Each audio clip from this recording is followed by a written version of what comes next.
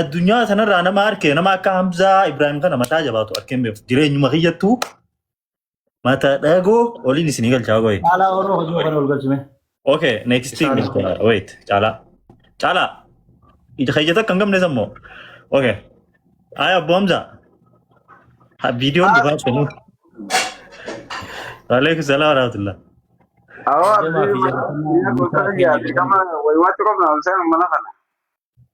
متى جلات دنيا راسي برجلا الرجلا نوا أسمانو by the way أتي أرومو متي إلديلا إلدي قلبو ده بيتي نبكار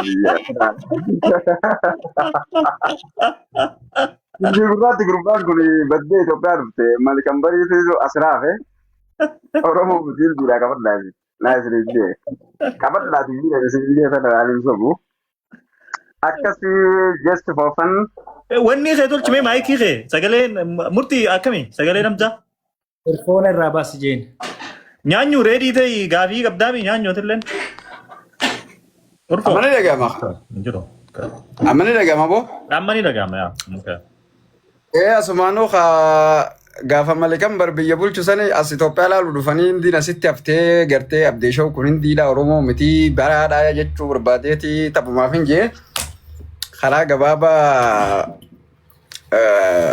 murtii wanni gaafadhu takka illee hin jiru maalin jechuu barbaade seetan gaafa hin qabu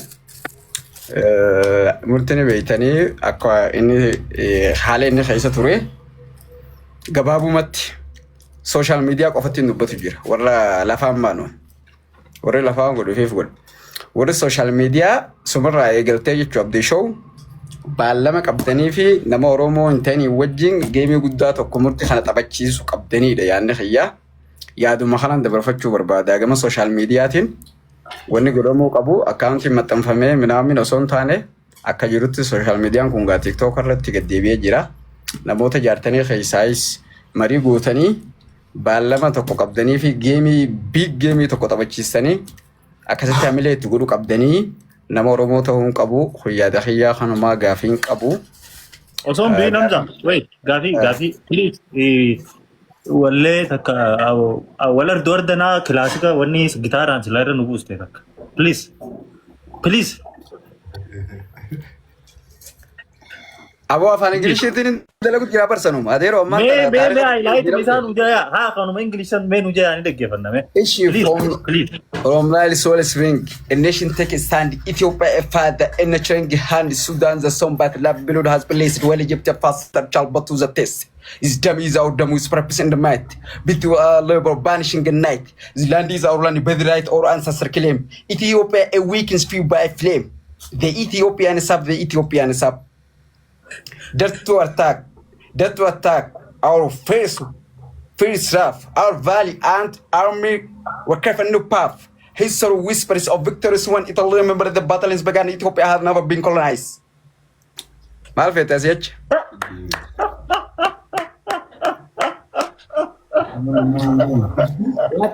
رابر ما كم قبضنا يا وابدي please ولا دوردنا تك اوكي بالعربي يعني بالعربي يلا امشي يا هذا الإثيوبي فوق هذا الإثيوبي فوق مو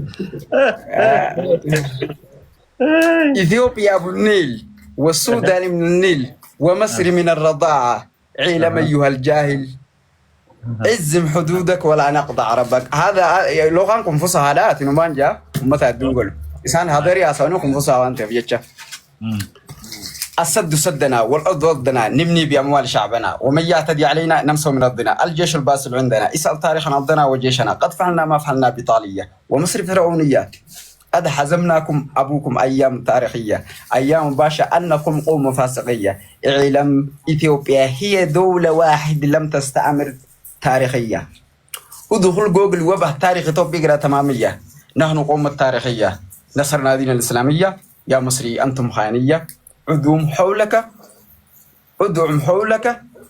غزة الفلسطينية جاي خاخية غزة الفلسطينية سوري غزة الفلسطينية أكاسي نحن معك يا بلادي كونوا قوي والسمارية، يعني هذا الفصحى، اللغة الفصحى يعني الأوروميين ما تفهمون منها ولا شيء. والفام ما في مشكلة.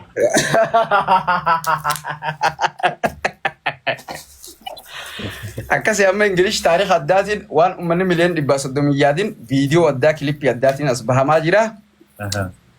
خن هرامي متي. By the way أن شيخة أستاذة والمفتي مفتي لا بقدرة الله، هذا هو بقدرة الله. سيجلته من أراد علما فليتق الله واتقوا الله ويعلمكم الله يا رب. دي كما ربي أمنوا قبل دي روح يعني مفتي لا أستاذة الحمد لله بقدرة الله لا.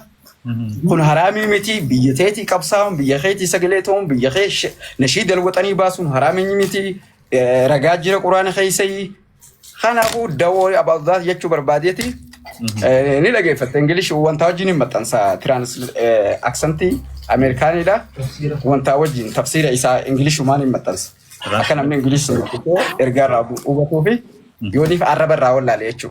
اوكي أكاسي جباردا مرتي خنمان جبيسان سنجا أتلي لفن كان دبيتنا أتيني بيتجا نمجارون تكفارا سلا بيجي توبيا تنا نمجارتي تيجون دندي سكرو كنا مبولش جروتو سمارت.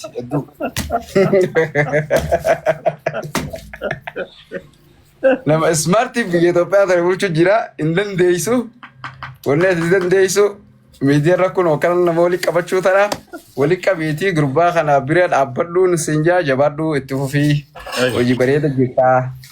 Thank you. Okay. طريق ديفنا. مرتي جبادو أبشر أوكي برو. بوي دربما.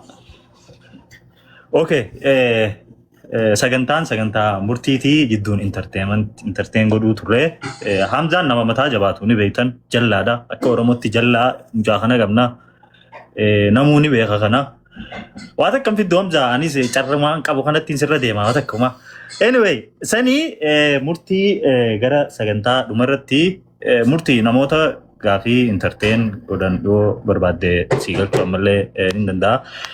Okay, obbo Harootu dhufe wait Haroo nama tasgabbaawaa indiyaa kanarraa jiraate obbo Haroodha. Obbo Haroo Sheekh. Assalamu alaikum. Akkami jirtan nagaa? Wa alaikum salaam. Baga nagaan dhufte? Fayyaadha. Galatooma murtii akkam nagaa miti? Hawaasni as jala jirtan hundinuu.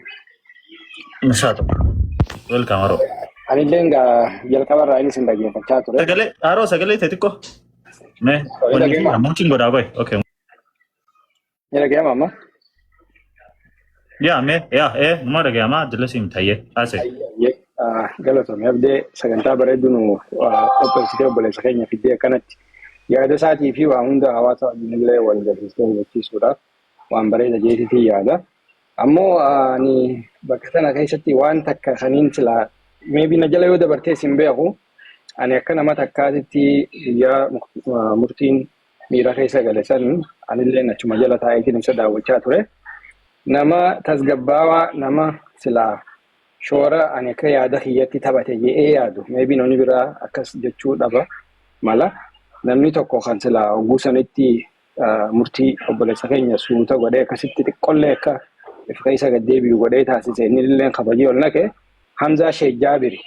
So Hamzaa Sheekh Jaabir kana akka hawaasaatti nuti hundi nama galateeffachuu qabuu jeetiitii yaadaan guyyaa sana wanni inni dalage waan laaftuu namatti haa fakkaattu malee waan laaftuu miti. Waan jabduu dalagee jeetii yaada.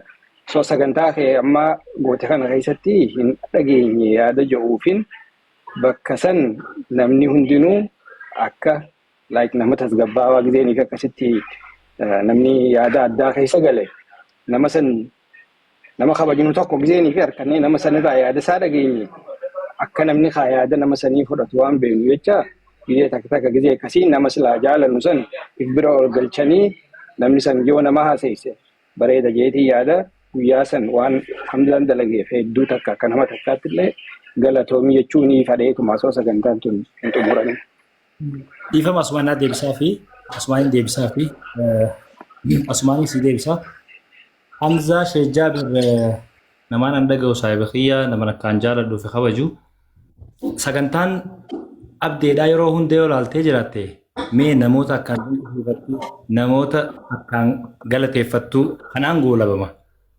addatti namaan galateeffadhu keessaa fi warra yeroo sanitti qirteemi bilbilaan biizii na godhe san hunda caalaa ummata san keessatti na biratti dhufee haala san keessatti yeroo si hallayyatti yookaan waan wayii tokko keessa kufuu jiru namni hedduun duubaa itti gassi dhiibu inni tokkichi bakka sanarraa waan godheef ganaadhaa sagantaan akka itti goolabamuuf pilaatineem bakka ta'e kaayeefiitiin eeguu jira haroo akkasin naa hubadhu si jechuudha asmaan.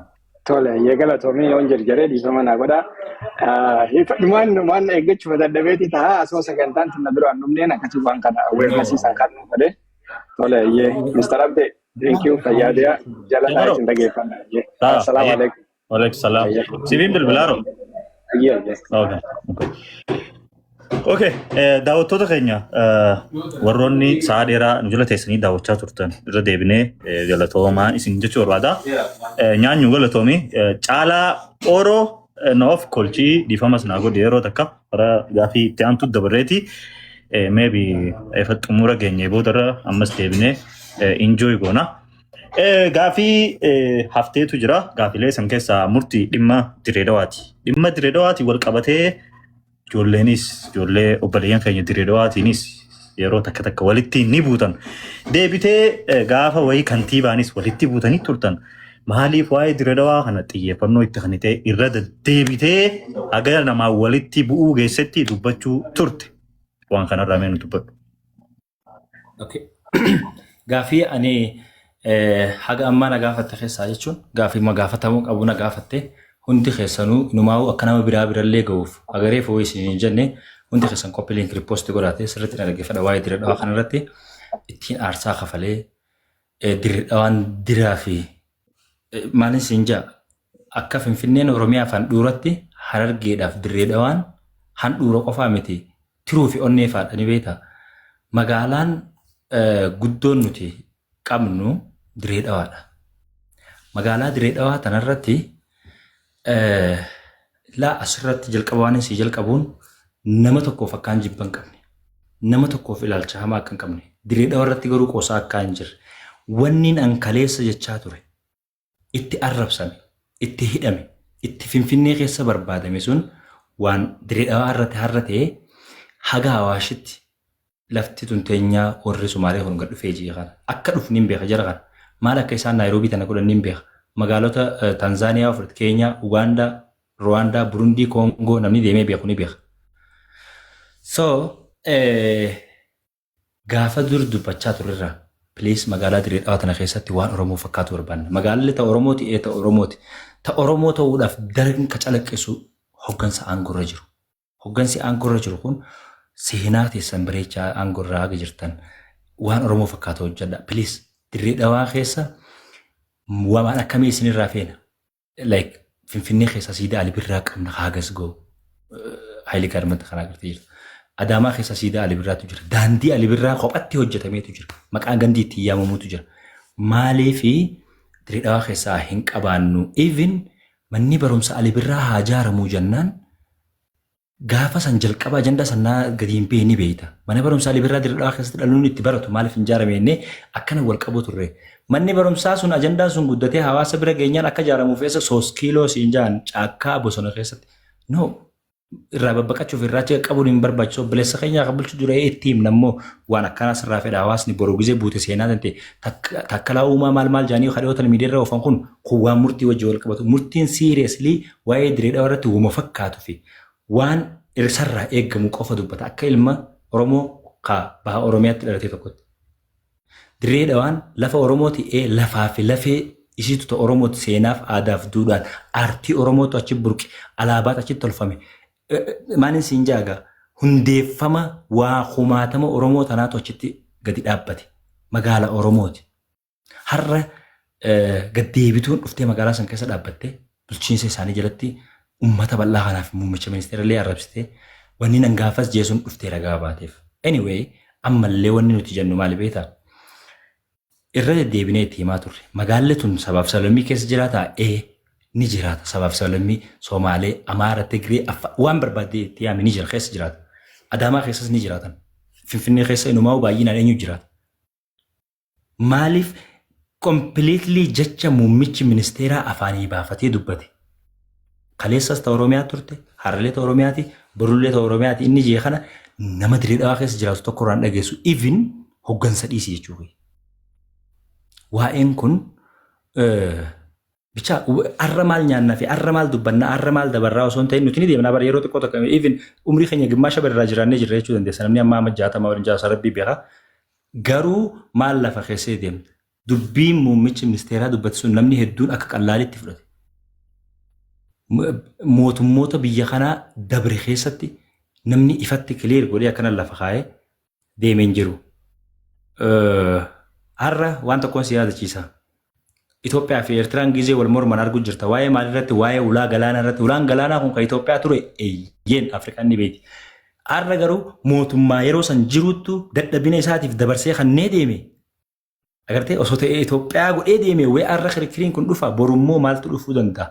Eenyu biyya tana bulchuu danda'a? Kanaaf wanni inni lafa kaayee deeme sun waan kiliiridha. Anillee wanni irratti deddeebi'ee ijoolleen hedduu nama mormaa turan obboleeyyan kee hiriyoota kee nama wajjin nyaadhee dhugu nama wal beeynu ammoo ejjannoon kiyya dirree dhawaa irratti isaanirraa adda. Kiliir godheetiin jala muree itti hima dirree dhawaan bifaanis lafaanis uumamaanis hawaasa baha Oromiyaa fakkaatti magaalaa guddoo akka Harargeetti qabna. Magaalaa guddoo Harargee bahaatiif magaalaa ta'uu qabdu. Oromiyaa jalatti deebuu qabdu. Kana kaleessas jechaatiin ture Hararlee ninjaa Borullee ninjaa. So arra magaalaa san keessa jira namaa waan anjaaf. Arra magaalaa san keessa jira ani kantiibaa kana jalan jira hin dubbaddu. Arra sabaaf salamii wajji qabnaa siin jaan irra hedduun dhiiga keenya kara isaa xiqqeenya isaanii hin barbaannu, guddina isaanii barbaanna, kabaja isaanii barbaanna. Garuu yeroo tokko tokko beekta mee abbaan gadaa keenya gadi baheetii waan jee dirree dhawaa waliin qabna. Okkee jenneen hin dinne waliin qabna. Soomaaleen Soomaalee qaba malee Oromoon hin qabdu siin jetti. Walgahii dheengadda irratti muummichaa fi sabni guddaan kun arrabsame sanirra ugaasotaa ture. Ugaasota jechuun abbaa gadaa Soomaalee. Eenyufaat ture.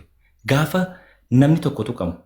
By the way, namni tokko nama tokko beeka. Bakka inni jirutti ni jaalalanii qabanya. Khadiir Joowar namni isarra faarfame, namni isarra bakki kennameef, namni isarra eebbifame, namni isarra jaalatame hin jiru. Jaalalti uummanni kanneef sun fiicharii wayii hojjetaa jaameeti gaafa duraan godhu irra eegalee. Kabanyee jaalalli dirree dhawaa fi xiyyaadha qaamaanis isa argee waan dalaguu qaban hagan danda'u itti hime namni hundi ni beeka. Akka irra sirriitti naa hubattaniif.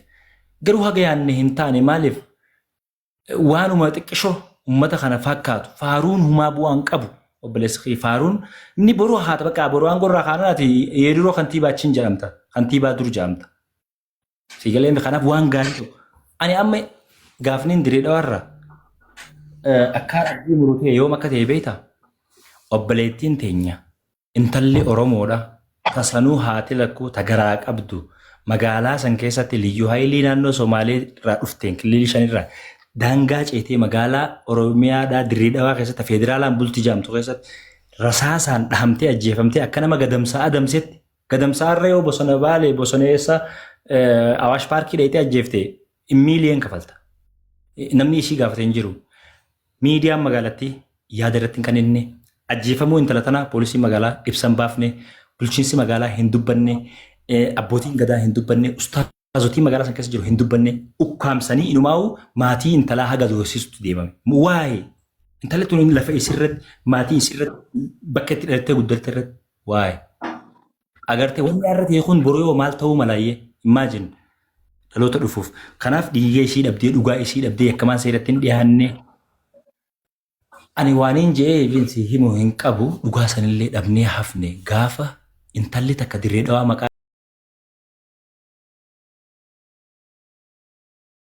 wantiin guddaan kan neemee barii dirree dhawaadhaa taa'ee waliin boo'ee dhiifama jedhanii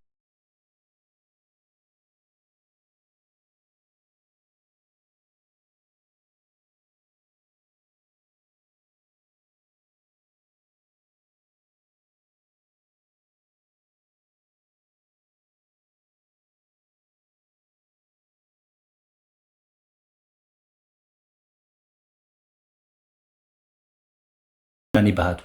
Dirree dhawaan Oromoodhaaf seenaa qofaan osoo hin ta'in sheenaadhaan osoo hin ta'in wanta amma hojjetamuunis Oromoo fakkaachuu qabdi irratti jennoon kiyya. Lafa isiitu ta'a Oromooti. Dhaloota Alii Birraati. Bakka Alii Birraan itti dhalate keessaa har'a siidaa takka keessaan qabu. Karaa takka maqaa isaatiin moggaafame keessaan qabu. Waan takka paarkii sanillee afaan Oromoo irratti hin barreeffamne naa dhaggeeffadhu sirriitti. Paarkii Alii Birraa jiru kan Milineem ture sanii maqaan afaan Oromoo irratti hin barreeffamne. At least kabaja Dooktara kabaja Artist Alii Birraatiif maqaa san irratti afaan Oromoo hin barreeffamneef.